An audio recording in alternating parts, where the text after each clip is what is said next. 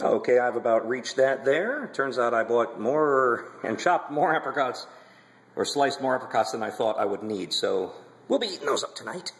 We've got about 3½ cups or so of chopped up apricots. So the next thing we do is we go to the pan with the lemon juice and the pectin. And at this point, the apricots and lemon juice are in the saucepan.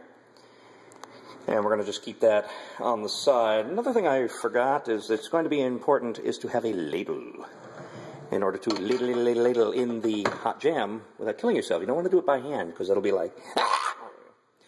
So, and another interesting thing I picked up here, this will vary if you're using the solid or powdered version, I should say, of the pectin. If you're using that version, you are going to first mix that with your fruit and then cook it. Alright, so don't get freaked out. In this case, I'm using the liquid, so that comes at the end after it's boiled once. So, we'll just figure that out's what it is. And at this point, we turn on the heat, and we begin stirring, and we don't stop until it boils. And I'll show you what that looks like. Okay, before it gets cooking too much, we put in... You want to do this really before you start. So much for this video. You put all the sugar in at one time. If this was the powdered pectin version, this would have been after it was already boiling once. So don't worry, it'll all make sense later. Keep on cooking and don't stop stirring. As I said, the goal here is to get this to a rolling, full rolling boil that you can't stir down. In other words, you're stirring like this and it's still going like a volcano about to splatter up and burn your hand. But it's all good, see? So you just keep on stirring, you keep going around the sides and across the bottom so it doesn't burn. Okay. I think it's only like 1 or 2 minutes that I've been stirring. It's really not a heck of a lot. We got a few minutes to go, but hang in there. Okay, as you can tell by looking at this, it's really moving along here. It's maybe 4 minutes or so after I last videoed. And you know what? Looking at this, holy mackerel, that's the kind of bowl you're looking for. Now, if this was the powdered pectin recipe, you would have already put the pectin in. You would have added the sugar at boil 1. But this is the liquid version, so don't worry about it. This is boil 1. All right, now, wish I had somebody else videoing. In goes the pectin, I think. There it goes. Now, I've never used this before, very first time. Now, that was boil 1. At this stage, goes back down, and it looks like I've already arrived at boil 2. At this point, when you can't stir it down at all, a minute on the timer. Stir, stir, stir.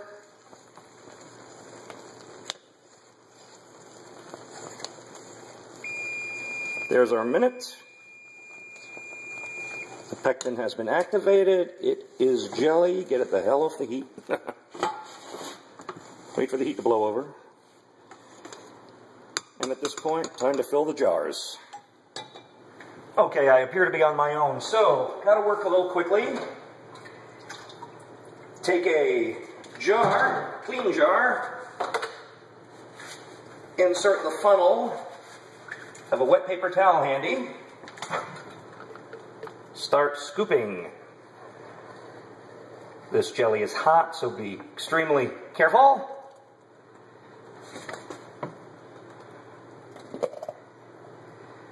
You're going to want to leave a ½ inch of headspace at the top so the air can get sucked down, making the... Well, that's hot. Okay.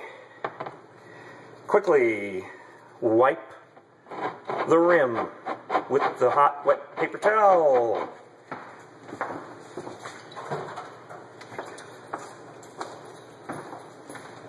Lid on. Screw band, ouch, on. Hot. Grab Jar. You won't see this. I'll show you after. Take to the towel. Turn over. Hooray. Repeat. Jar. Funnel. Get some nice fruit in there as well. Fill.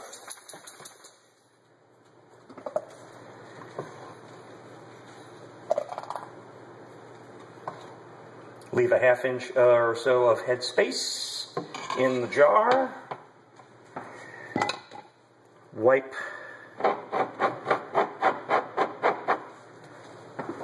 lid and screw band. Put on the lid, clean, twist on the screw band, take it over, turn it over. Pipe number 3. Funnel. Starting to get low.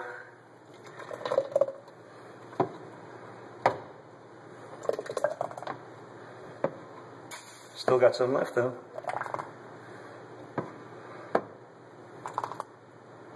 There we go. Make sure I leave his head space. What a head space, man. Wipe, clean.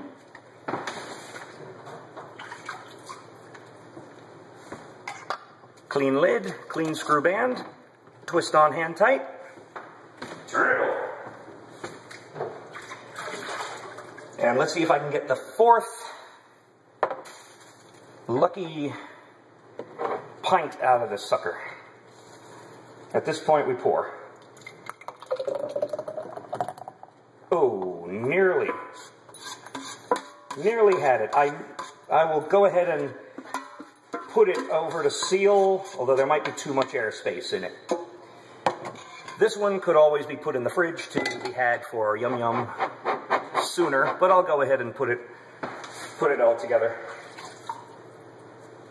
This much airspace typically does not make for a good seal, but you never know. Bring it over and turn it. And dry hands before touching the droid. And this is what you have at the end.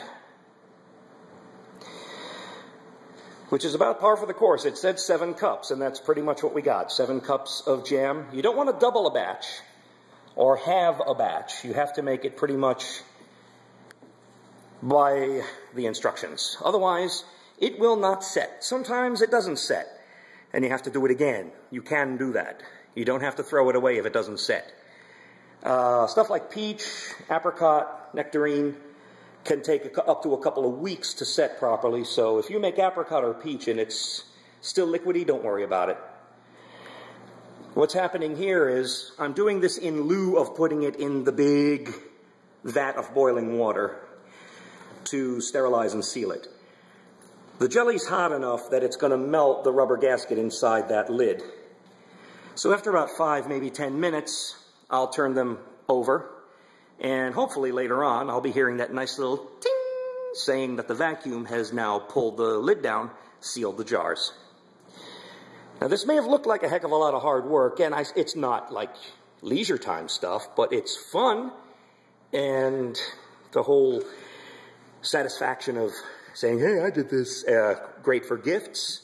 My son recently ran out of all the stuff we kept him supplied with, and he told us, I didn't even know where the jam and jelly aisle in the store was. I felt so foreign having store-bought jam.